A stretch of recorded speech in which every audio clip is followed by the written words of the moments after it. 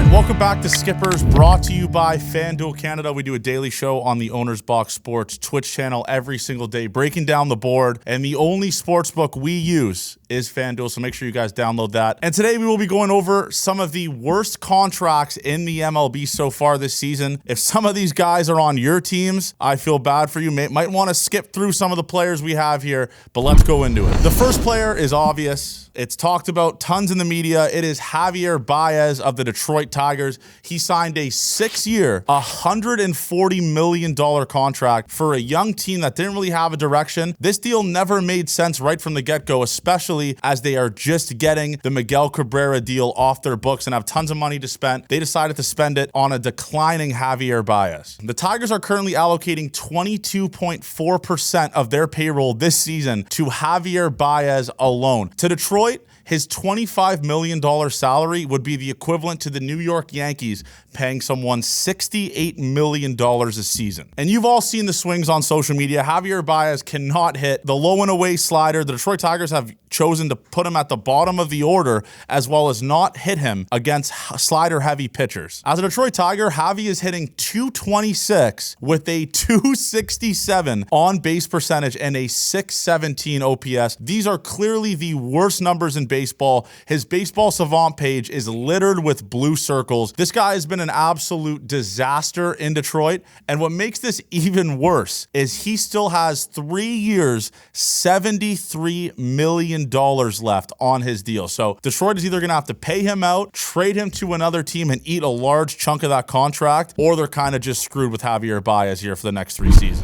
The next player is a former teammate of Javier Baez who won a World Series with him. It is Kris Bryant. The two-time All-Star, Rookie of the Year, and MVP winner signed a 7-year, $182 million deal in Colorado. A very weird deal for a team that doesn't usually spend money. What's been a massive fall for Kris Bryant is the injuries. Injuries have absolutely killed him, as he's only played 142 games since signing this deal in 2022, with the most being 82 in the 2023 season. Contrary to popular belief, you would think a guy who is very home run heavy would be able to put up insane home run numbers at the most home run friendly ballpark in baseball. That has just not been the case, as he hasn't eclipsed over a .400 slugging percentage as a Rocky. And these power numbers are substantially down compared to his numbers with the Chicago Cubs. With this contract being 19% of the Rockies' payroll, the Rockies are stuck with Kris Bryant, and he has shown again this season, as he is unfortunately injured, that he is not able to stay healthy. So he is just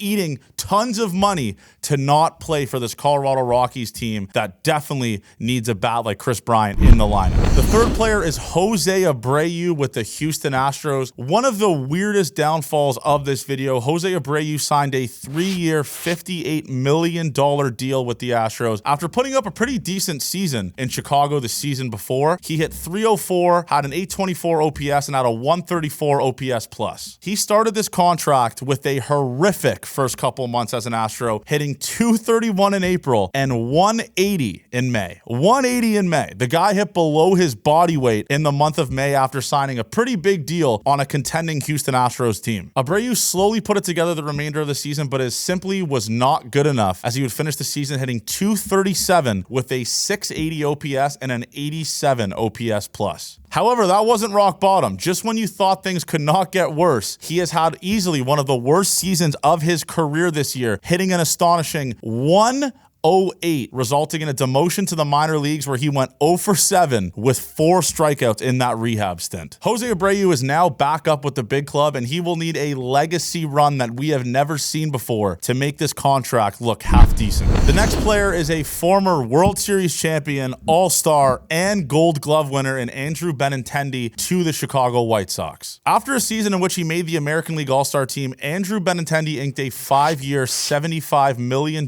deal with the Chicago White Sox, making him the highest paid player on a struggling Chicago White Sox team. The former All-Star, who once averaged 15 home runs a season with the Boston Red Sox, will go on the longest home run drought of his career in 2023, hitting only 5 home runs in a season, and saw the lowest OPS of his entire career. And just like Jose Abreu, that was not rock bottom, as things have got substantially worse for Benintendi in 2024, as he is hitting .193 with a .230 on base percentage and and a 501 OPS. Usually players like this on very bad teams like the Chicago White Sox are trade pieces, but it is impossible to convince a team to take this Andrew Benintendi contract, as he has looked the worst in baseball, putting up all historically low numbers in his entire career this season. Benintendi is stuck in Chicago, and with this struggling team, I can only see these numbers getting worse as he has really nothing to play for. And there you have it, folks. Those are some of the worst contracts in baseball as of right now. I could have talked about Anthony Rendon, but that's just beating a dead horse at this point. He's also been injured for majority of this season, so it's hard to really break down those numbers. If you liked the video, make sure you guys like, subscribe, leave a comment below on players that I missed, and as always, make sure you guys are downloading FanDuel Canada. Thank you to FanDuel Canada for sponsoring this video. We will see you guys next time.